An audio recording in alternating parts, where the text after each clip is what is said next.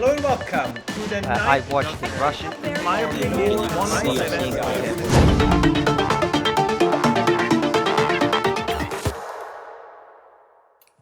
Hello and welcome to the newest episode of the Brussels Signal Horizon podcast. It is with great pleasure that today we are talking to Dominic Green. Dominic is a journalist and commentator extraordinaire. And I want to start our conversation, Dominic. Tell us what keeps you awake at night at the moment, and what have your most recent pieces been about? Thank you, Ralph. Well, apart from the vast amounts of coffee that I drink, what keeps me awake at the moment is that we are living amid major shifts in the global balance of power. And this is happening at the same time as shifts in our technological systems, which is how we organize government bureaucracy and also economic and cultural exchange. And the rise of Asian economies, of course, is the great symptom and driver of this. But at the same time, we are experiencing a sense of exhaustion and failure within the institutions of the West. And that's quite independent of whether China is producing lots of stuff and exporting it. So we have serious internal problems, serious external challenges. And as I said, the means by which we organize ourselves, which we moderate dispute, is shifting as we become a fully digital society. So that's the kind of thing that keeps me awake. And it's the kind of thing that I enjoy, in a sense, writing about. As a historian, I realized about a decade ago, I thought the present had become more interesting than most of the periods in the past that I was writing about. And so I decided to focus, in fact, on the history of the present. And, you know, people talk about journalism as the first draft of history. Well, that's what that means. We are charged with trying to catch on paper or the screen what we believe is not just the facts of the events around us, but also what they mean. And to do that in real time is hard work. And it does require historical perspective. A couple of hours ago, at the time of the recording of this podcast, the new US national security strategy was published. And there was a remarkable sentence in it along the lines of, I'm paraphrasing, that the United States government wants to support Europe in remaining European, and there's a chance that within 20 years, the old continent could be unrecognizable. Now, you have written both about what's going on domestically and internally on the right in the United States. But more recently, you have published a piece where you talked also to Professor David Betts, whom we had on the podcast and also as a guest in Budapest, about the risk of civil war, civil unrest in the UK. So when you look at what's going on internally, both in the United States and in Europe, I mean, what are the biggest risks or the things that you feel the mainstream media, if you want to use that expression, is not paying enough attention to? Well, I think there's two aspects to this. I mean, we talk about the West, there is such a thing, but there is two very different experiences going on here. One of them in Europe, particularly in Western Europe, is mass immigration, not just from post-colonial populations, but heavily so, which is primarily an Islamic and African immigration. And this has caused tremendous social strain, the rise of crime in varieties as well as numbers. Depraved and awful crimes of a type that have never occurred before in Europe have become everyday occurrences in the cities of Western Europe. You compare that to the United States and you'll see a different picture in immigration. A lot of immigration into the United States has, at least on paper, been highly successful. There are issues, of course, of cultural cohesion. The foreign-born population of the US is as high now or even higher than it was in the 1890s, when there was a similar sense of a loss of cohesion. And that immigration is not solely Islamic and African. The US has a reservoir of people who broadly share similar cultural aspirations and assumptions in Latin America. So there are differences, but of course there are similarities. And those similarities are that high immigration is a driver of social disorder in the simplest sense, which is people don't speak the same languages, don't have the same values. And as we know from prior experience, it takes a couple of generations to really integrate populations. So that was much the Europeans and the Americans have in common.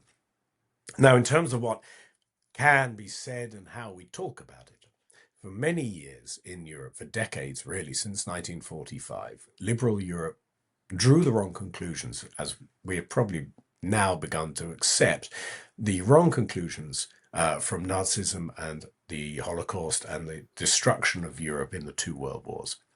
The idea that nationalism was inherently the driver of all bad things is not supportable as a historical notion. Actually, having a strong national culture is the assumption that underpins all of the theories of liberal society, from John Locke to John Mill and so on. They assumed that that architecture would be there. That's one critical point that has only now become acknowledged, I think, in most European media and indeed in most American media as well. The sense that a government's responsibilities include protecting its own people and protecting their culture, again, was an obvious statement. That was why the nation state came into being. You know, the modern nation state is a creation of the wars of religion, the Peace of Westphalia in 1648. All of these things are about self-determination for the majority culture within its historic borders. That's the logic. Somehow we forgot this. It was a form of the peace dividend, in a way. It was also a form of delusion and willed amnesia. And reality, unfortunately, has a case of coming back with a great deal of force if you forget the basics of statecraft and politics. And so we see a breaking down of trust between the populations and their governments. Is particularly noticeable in Europe, and indeed David Betts, who I interviewed for Free Press recently, Betts says that, look, for 24 years he was quietly studying the terms under which civil wars break out, and he put together a checklist. And then in the last year, it suddenly became a matter of public interest. And I think that has happened for two reasons. One is because the public is genuinely interested in it, in the way that the Marxists used to say, you may not be interested in the dialectic, but the dialectic is interested in you. And the other is that it has now become acceptable in a way to discuss these things. That if 2 or 3 years ago, even if you were in Western Europe and you'd said that we have all the conditions for massive and uncontrollable civil conflict in Paris or London, most people would have said, how dare you?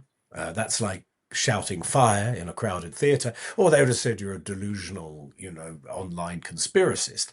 Well, now actually most people think, oh no, there is a problem, and you'll find police forces, say in France, Sweden in particular, admitting that they have trouble policing immigrant-heavy housing areas and so on. Now, as for the US, one of the interesting things that has happened as a result of Donald Trump taking a hammer to the preconceptions that had driven US policy towards Europe for so long is that it's suddenly become acceptable again for Americans to say it is in our interest that European culture is strong, the European societies are stable, and that European civilization as a pillar of the West should prosper rather than come apart and end up with people fighting each other in the streets, which is the track that Western European societies are quite clearly on at the moment. So it's astounding for us to hear the State Department, which for decades has been in a sort of cloud cuckoo land, suddenly making blunt statements such as, we are monitoring whether the human rights of people in Britain are being affected by mass immigration. These are astonishing to my mind, and I think to most people who walk down the streets of Western capitals or commute to work in the cities of Western Europe. In other words, if you see it all, you know that this is merely a reasonable response to a reality which is in a very dangerous situation. So I think it's a good thing that the US is saying this, and I hope that the European governments, particularly in Western Europe, will take it as it's meant, which is as a friend saying, as you would to a drunk driver, these are the keys and I'm going to take them from you if you carry on like this, because the European governments are breaking the trust of their people. But you used a word that I hear very often these days, both in English and in German, and I find it quite remarkable. You used the term admit. So, but wouldn't that also tell us that these problems, also the ones that you discussed with Professor Betts, they have been a reality for a while. It was just that nobody talked about it. And we can go to the completely abhorrent and terrifying, like the court documents that have now been published from the grooming gangs in the UK, which I have to be honest, I don't mean this as an exaggeration. I don't recommend it to anyone to read it because it will turn your stomach, and these read like documentaries of war crimes. I mean, this is the kind of stuff you read, the German invasion of Russia, or then the Russian entering the German territories in World War II. We're talking about forced abortions and 12-year-olds and branding, and so it's absolutely nightmarish. And then you also mentioned Sweden with youth gangs, but a lot of this has been going on. If we would number it, let's say for 10 years, and that's a generous interpretation. It probably has been longer, and it was denied. So do you think that one of the reasons why this trust is breaking down is justified? That in a sense people say that we have been, that's a strong term, I'm aware of it, but we have been lied to, or the things that we experienced have been belittled? I would say that lied to is a pretty accurate term, actually. I mean, the term we all use now is gaslighting. On the occasions when it was admitted that there were problems or crimes that were specifically linked to immigrant groups and specifically linked to Muslims in particular, if it was acknowledged, it was minimized and dismissed and parked, and then we were told, well, that's that, and there was never an institutional admission that there was a pattern here, or that this was an ongoing situation, or that it was actually a serious threat to the social fabric. What you say about the transcripts of the grooming gang trials in Britain is absolutely true. It is not an overstatement to say that the British government has done its absolute best to prevent the British people from finding out these details. These court papers ordinarily would be publicly available. These trials, however, the papers have effectively been withheld, and you have to have freedom of information requests and go through a whole legal process in order to obtain them, as you would, say, dealing with papers regarding national security, a spy trial or something. And that suggests to us, actually, that the government realizes that it is dynamite. That when you read these things, you realize that a government has, while taking nearly half of people's income in taxes, has completely failed to deliver the most basic element of its end of the bargain, which is security. A minimal amount of security, so that English girls are not groomed, abducted, raped, trafficked, drugged, even murdered. That's the minimum thing. And people are very patient, I think, in Britain. They're unusually patient with their rulers. But in this case, this has clearly shown to them that the government has not only failed them, it has even... And this is the point at which it becomes hard to believe. And funnily enough, when I've written about it for American publications, often the editors have said, this can't be true, this can't be true.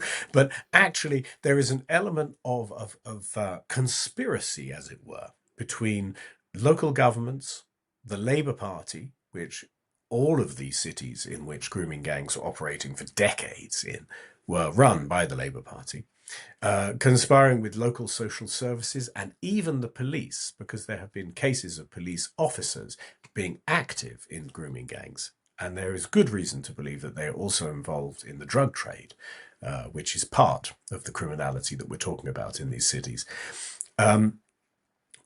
You're looking at a rottenness that reaches from immigrant street gangs dealing in heroin and grooming young girls, all the way up through local government and the social services, and again, all the things which are meant to keep people safe were actually making them unsafe. So to say that the contract, the unwritten contract between the government and its people has been broken, I don't think that's an exaggeration at all. And we know from history what happens when that contract is broken. You very quickly get into a very dangerous situation where people start making their own arrangements. They become violently hostile to the government. They realize that they are in a struggle for their own survival, and that the authorities are not going to help them. And that is a terrible, terrible neglect, which has taken decades to happen. And it's not just in Britain that we're seeing this mood across Europe, and I think we've seen it in the US as well. There is a sense of tremendous hostility to the system as it is. Uh, and that hostility is, of course, very well grounded. It's entirely justified. The problem is, if we do not repair the system, if the system refuses to be accountable, then you end up with a complete breakdown. And at present, the British government, I mean, the Labour government in Britain, is refusing to hold an inquiry, a national inquiry, into the grooming gangs, which is quite clearly the worst peacetime crime in modern European history. So that is making the situation worse rather than actually trying to fix it.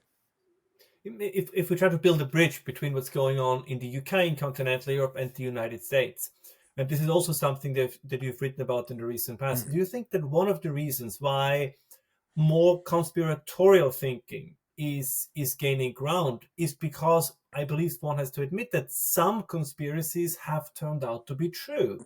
Yes, as I was And describing, yes, yes. yeah, elements of the Yeah. COVID, like of COVID, elements now, the grooming gangs, Mhm. parts of migration policies, and then you have individuals, and it's always unfair to talk about somebody who's not here to defend him or herself, but of course, then you have people like Tucker Carlson who begin to say, you know what, if the official narrative has been wrong in case A, C, and D, then they probably also have been wrong in B, F, and G, right? So if they can't tell us the truth about one thing, how do we know they told us the truth about the moon landing and about World War II and about which apparently is this new thing is about the Yes, Jews? And do you think? yes. And then people say, well, they try to connect some they connect dots where sometimes there are dots, but then also at some point you start to connecting things where there aren't there any dots. But those who try to push back, of course, very often have been silent or even complicit in some of those official, again, if we are very generous, let's say misinterpretation of the facts. I would say that this is an old thing. There is a long tradition of American show business and people saying anything and people believing anything. That is just the way of it. In that sense, Tucker Carlson has become what Mark Twain would have called a carpetbagger. You know, these figures in Huckleberry Finn. Unquestionably, there's a long tradition of that. There's a market for it. That market has been expanded and made much more lucrative by the rise of a free and open internet. I think a free and open internet is a great thing. I think we should do everything we can to maintain that, but we're clearly going to have to develop a sense of judgment about the material, or it's going to cause serious damage to democracy. I'm not a censor. I don't call for censorship. I think it's the worst possible response.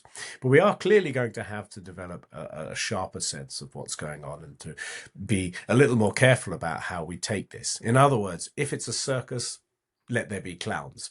If we're talking about politics, that's something else. I don't know if it's a good thing for a liberal democratic society to split in that way, in sense of that politics and talking about politics become different.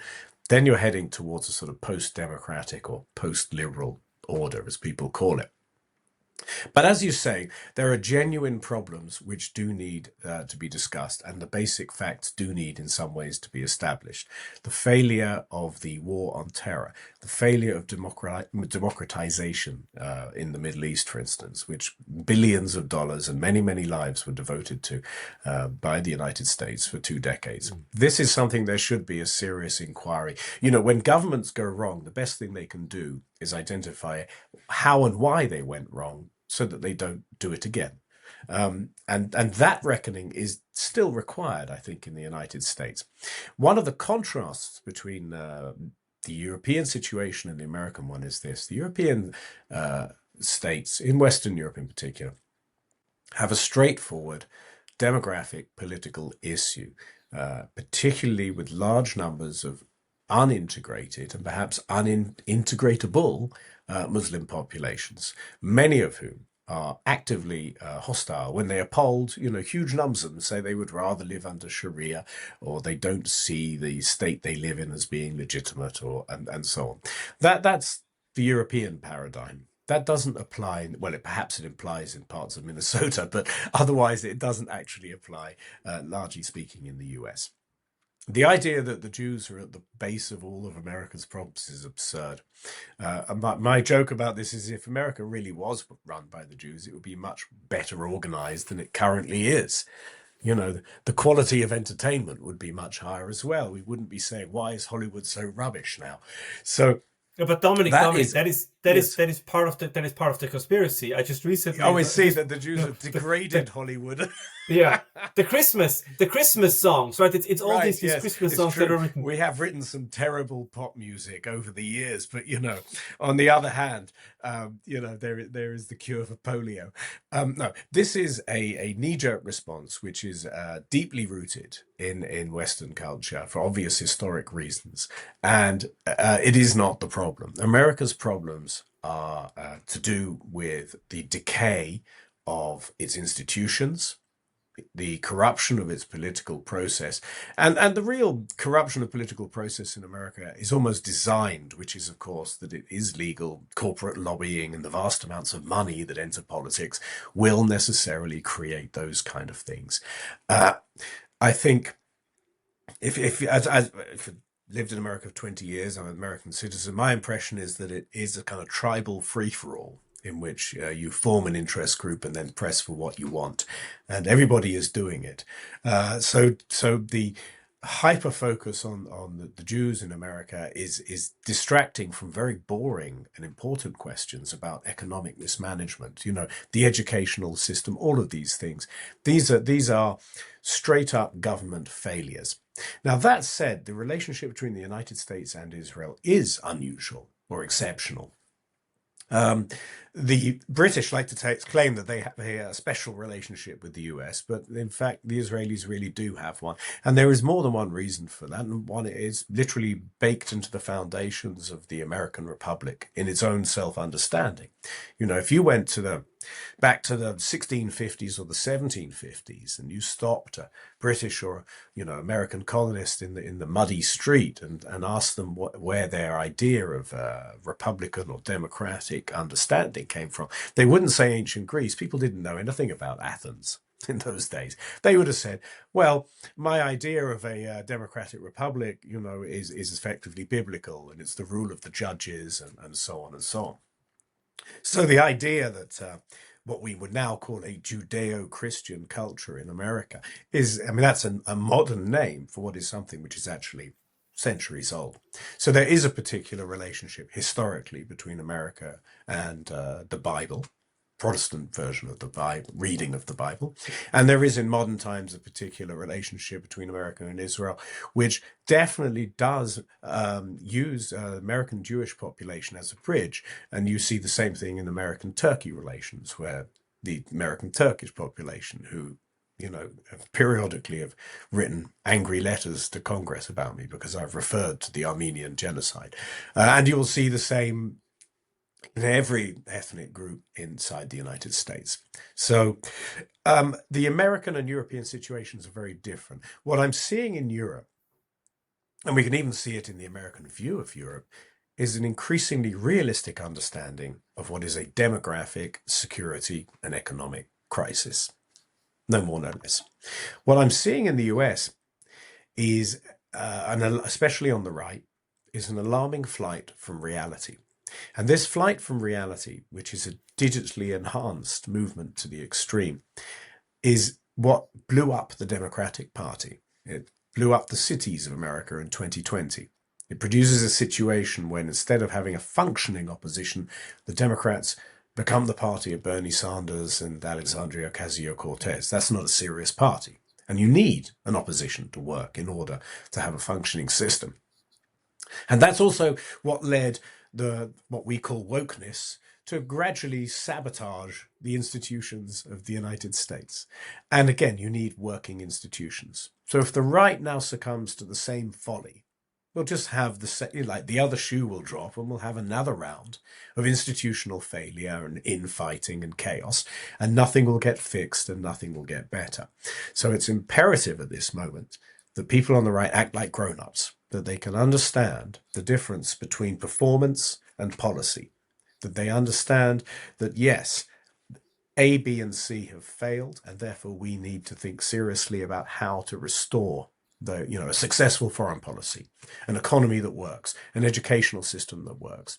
Those are practical and serious questions. There is no doubt that somebody like Nick Fuentes is representative of a serious and large issue. There are millions and millions of young men in America particularly white young men, who are adrift. They have been failed by the educational system. They have been failed by an economic system which has pulverized families. And then they've been told effectively it's somehow historically their fault. No question about that. They have been abandoned. It doesn't justify them becoming conspiracists at all, but you can see how it happens. The crucial thing is to direct them towards reality, to offer them a path, literally to rehabilitate them, as it were, to bring them back into society as productive and constructive members of society. If we don't look at it on that level, then it'll just run and run and run. And you'll end up with a situation kind of like you have, say, if you go to Brussels or Paris or London, and you'll see a parallel and hostile society developing. Because the Groypers, as we now call them, they're effectively the equivalent of the Islamists in Europe. They're a large and growing cohort that has the power to destabilize it for everybody else. But isn't, if you allow me to not push back, but be a little bit provocative for a second, but isn't it, and you mentioned this also now, but isn't it partially understandable? So that we lived through some of the craziness you mentioned, 2020 and related issues with wokeness. And now very often the argument is, well, the right has to be the grown-ups. So basically bury the hatchet. You guys were insane, but we are not. And we'll, when you go low, we go high. That there is a growing segment, and I want to be completely honest also to our listeners. I can feel the same thing within myself on occasion, that you say, you know what, there is maybe something like justified, for lack of a better term, vengeance. And I'm sure you have seen this. If not, then I don't want to put you on the spot, but maybe you did. This short video by the New York Times columnist Washat Ali, right, where he basically he posted it on his social media, where he's saying, you lost the 1965 Immigration Act. You let, again, his words, like not mine, his words. You let in all the brown people, and we are a breed. That's again his words. I want to be very clear about this. We are a breeding culture, and this is the end, of the bad white music and lame white parties, and all the white women look for the hot blah blah. Again, these are all his words. And again, if I'm one of the Groypers and I listen to this and say, well, if he says it, or if a guy like him says it, you become a New York Times columnist. If I say it, I'm an online neo-Nazi. So that this anger is justified is a tricky word, but you know what I mean. That I know what you mean, and I don't disagree. On. I do not disagree at all. Absolutely. There have been, as we say in Britain, there is a two-tier justice system where different groups are treated differently by the law. In the United States, we have ended up with a two-tier moral system. Where any amount of extremism is acceptable on the left and even rewarded, as you say, while when people on the right behave equally badly, they are immediately stigmatized and so on. And look, they may well deserve it, but I totally agree with that. That doesn't excuse, of course, unfortunately, it doesn't excuse how people on the left have behaved when they rioted and set fire to things in 2020. And unfortunately, it cannot excuse the extremity of the right now. Unfortunately, being the adults in the room usually means having to put up with it. And this question of vengeance is very interesting. There is an old proverb, and I don't know I think it might be a Greek proverb about, if you go for revenge, take 2 shovels, because you may bury yourself as well as the person you wish to avenge. And on the other hand, anger can be directed to positive reconstruction. There is a great deal, if you think of anger as a form of political energy, it can be positively directed. And that's not minimizing the unfairness of what has happened, and that's not minimizing the pain that these young men are in. Because I believe they're in a spiritual pain as much as anything else. I think a lot of this stuff is on that human level, and we talk about it in terms of policy, but I believe it's a human agony. Dr. Johnson said man makes a beast of himself to forget the pain of living, I believe. So, and I think there's a lot of that there. So we have to acknowledge the injustice that has occurred. We have to acknowledge that full justice is often impossible, and we have to then start looking forward and moving forward. In this regard, I think what J.D. Vance said about infighting both is and isn't correct. He's in a very difficult position. infighting, of course, is going to prevent people from making any kind of progress. On the other hand, you have to fight against the racists, the crazies, and the conspiracists because they're not real. They're not thinking in real terms. They have retreated into fantasy. So you probably have to fight them off. And interestingly enough, if you were to look at, the Nick Fuentes as having a coherent economic and political program, it probably would look very much like that of the left, in fact, rather than the right. He's gone a long way round the horseshoe already. All of this said, I believe it can be done in the United States. And I actually do believe that the European societies are also capable of fixing these things. And I think it's going to take generations, perhaps, because it took that long to get into this mess. But I do believe it can be done. But and this is the thing. I mean, I just looked at the numbers, at least in in Europe and in the United States, as you mentioned at the beginning of our conversation. It's somewhat different. But in continental Europe, Germany in particular, but even smaller countries like Austria, like where nobody would think about them being, having significant demographic change. If you look at the age cohort under 15, 43% have a migrant background. So this is another element where one is how much time is left. And the second one is, this is another quote unquote once a conspiracy theory, the replacement, whether it's great or not is a different question, that was mocked and ridiculed. And now we say, well, if you look at the numbers, maybe you can call it transformation if somebody's uncomfortable with the term replacement, but something is happening. So what it says in the national security strategy, that there is a significant risk that in 20 years' time, European countries will no longer be recognizable as historically the countries were. That is a real thing. So in your estimate, Yes. or in your opinion, how much time do we have left? Oh, I think we have 5 to 10 years is my estimate All right. of Britain and France. And France is perhaps more advanced than Britain in some regards. A story about this, because my grandfather once had a greyhound and he went to the doctor and he said, "Doctor, can you give me something to make my greyhound run faster?" And he said, "No, but I can give you something to make the others run slower." There is a demographic struggle going on here for who has the numbers. And we're democratic societies, so the numbers actually count in that way, especially when, as is currently happening, there is ethnic mobilization. Even specifically, an Islamist party has effectively formed in Britain and is in the parliament.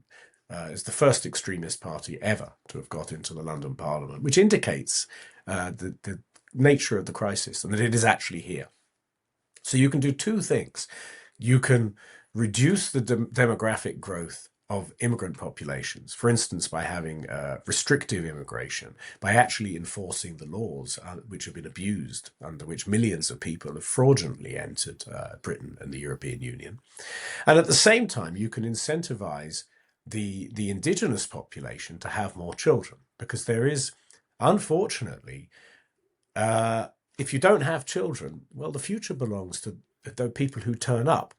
So you can complain, as people do without reason, that the European states are subsidizing large families among immigrants. But that doesn't change the fact that the indigenous Europeans seem to have given up on reproducing themselves.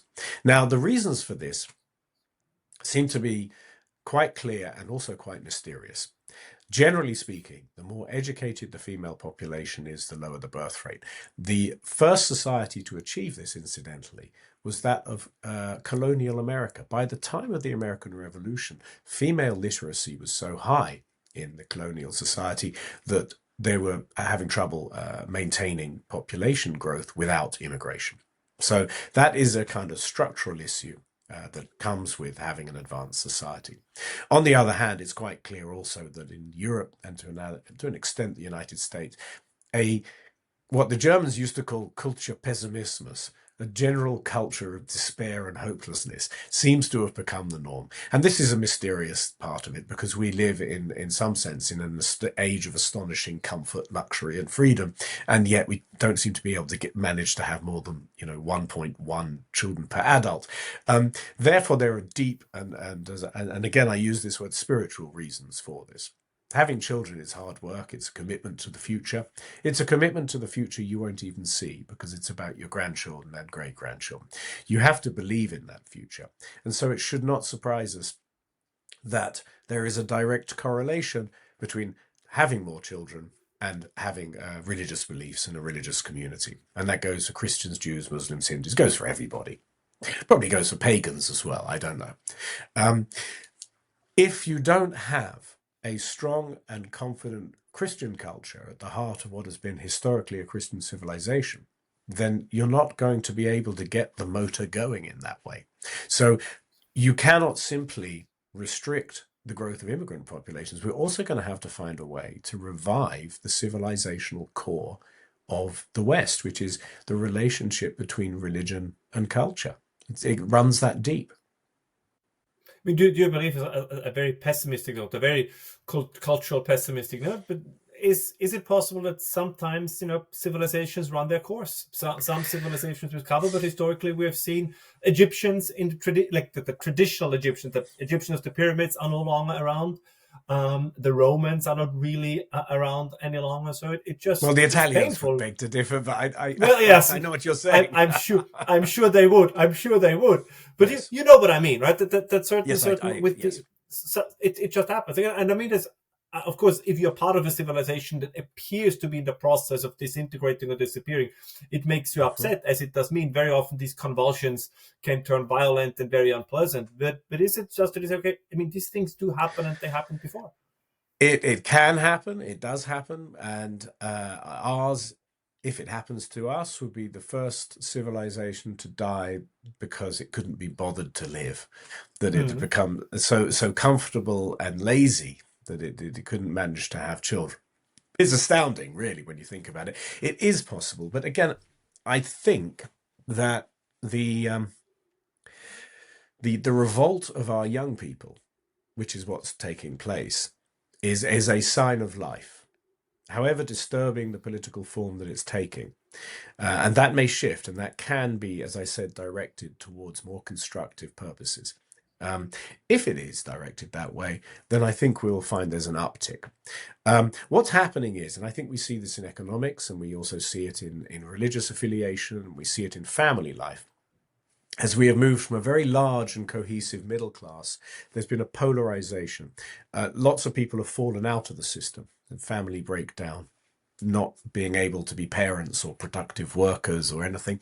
And a smaller number of people are actually returning with a V, as they like to say, return with a V, to what we call a traditional culture, which is merely how life was lived until the day before yesterday. And they want to have families, they want to build, they want to have communities, they want to have productive lives, meaningful lives. And in the great cycles of societal development and decay and revival, you tend to need a group like that. It's not done by the majority. The making of the European nations, for instance, or the forcing of religious conflict and the Reformation, which preceded it, was done by small groups of committed people. And so I have to say also were the 20th century revolutions and totalitarian systems. They called it the vanguard.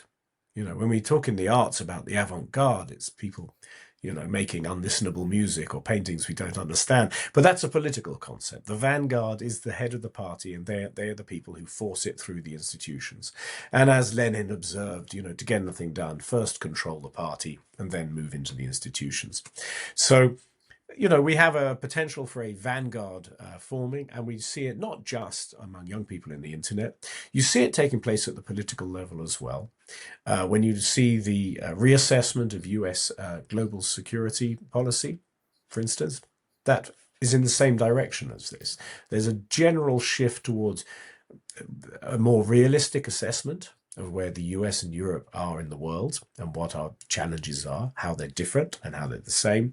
And now we're beginning to see a realistic assessment of how we might be able to address these things. And we're seeing at various levels, from the highest levels of government to the anarchy of the online swamp, we're seeing people expressing their dissatisfaction with what has gone before and their desire to live in a better society. So I don't think we're done yet at all. I think there is a big struggle ahead in many different ways and levels of struggle, but I do believe that we will get through it. I think there have been worse times in some regards, and we are the victims of having lived in better times in many regards. But I don't think we should give up at all, because what does giving up look like? What would life be if we simply gave up I mean, that would be far, far worse even than doing nothing and sliding slowly downwards. Nobody wants to live in either of those things. People want to have good lives and they want to be part of things. And it is the task and responsibility of government to make that possible, to smooth the path. So, Dominic, before we end, please tell our viewers and listeners where can they find your work? Where can they find your writings and stay up to date on your most recent endeavors? Thank you. Well, I'm a regular at the Wall Street Journal, the Washington Examiner, the Free Press, and the Washington Free Beacon. And I now and then write in the London Times, Telegraph, and Jewish Chronicle as well. So do please read my work and find me on Twitter and abuse me. That's what it's there for. Let me know what you think. Dominic Green, thank you so much for joining us. Ralph, thank you.